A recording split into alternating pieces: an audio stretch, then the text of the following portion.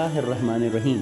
پچھلے اسباق پڑھنے کے بعد اب آپ اس قابل ہو گئے ہیں کہ ان الفاظ کے معنی کو سمجھ سکیں۔ واجب ایک ایسی اصطلاح ہے جسے مختلف فقہا نے الگ الگ طریقوں سے بیان کیا ہے۔ یہاں ہم ان تمام اصطلاحات کو بیان کریں گے تاکہ اس کے مطالب و معنی ذہن نشین ہو جائیں۔ واجب عینی، انفرادی، یہ ایسا واجب عمل ہے جس کا بجا لانا ہر مسلمان پر انفرادی طور پر لازم ہے، مثلاً جیسے نماز ادا کرنا۔ کسی بھی شخص کی زندگی میں اس کا یہ عمل یعنی واجب نماز وغیرہ کوئی دوسرا انجام نہیں دے سکتا۔ واجب کفائی، اجتماعی، یہ ایسا واجب عمل ہے جو تمام مسلمان برادری پر واجب ہے۔ اگر اس عمل کو کسی ایک شخص نے بھی انجام دے دیا تو پھر باقی برادری پر یہ واجب نہیں رہے گا۔ مثال کے طور پر ایک مردہ مسلمان کا اسلامی طریقے سے دفن ہونا ضروری ہے۔ اس عمل کو انجام دینا تمام مسلمان برادری پر مشترکہ طور پر فرض ہے۔ اگر اس واجب عمل کو کچھ لوگوں نے انجام دے دیا تو باقی افراد پر یہ واجب نہیں رہے گا، لیکن اگر کسی نے بھی اس عمل کو انجام نہ دیا تو وہ مسلمان برادری اللہ تعالیٰ کے سامنے روز محشر خود جواب دہ ہوگی۔ واجب کفائی کی ایک اور مثال یہ ہے کہ کسی شعبے کا کیریئر کے لیے انتخاب کرنا۔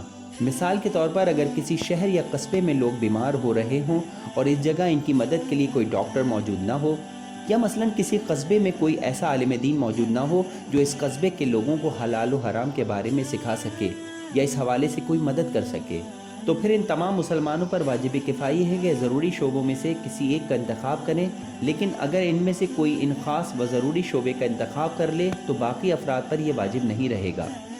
واجب فوری، یہ ایسا واجب عمل ہے جس کو فوراً اور تاخیر سے پہلے انجام دینا ضروری ہے۔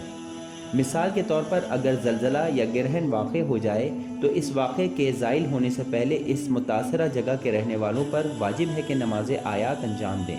واجب تخییری، یہ ایسا واجب عمل ہے جس میں انجام دہی کے لیے اختیار موجود ہے۔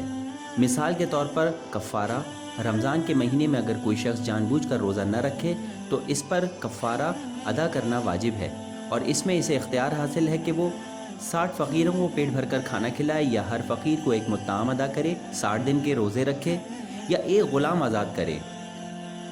واجب مقدمی، یہ ایک ایسا واجب عمل ہے جو بذات خود واجب نہیں ہوتا، بلکہ یہ تب واجب ہو جاتا ہے کہ جب اس کے بغیر دوسرا واجب عمل انجام نہ پا سکے۔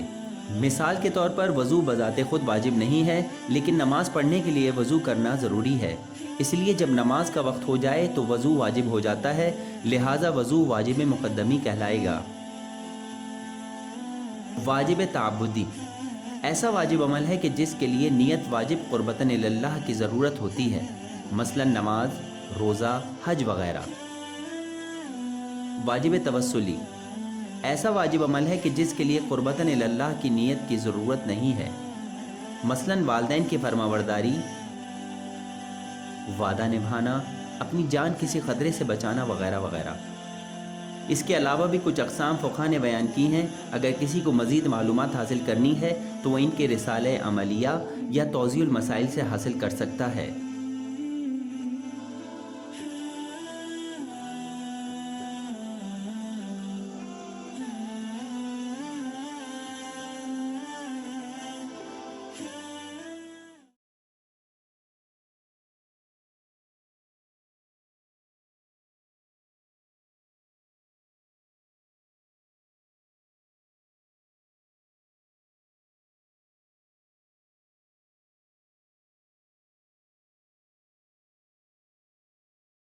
واجب کفائی،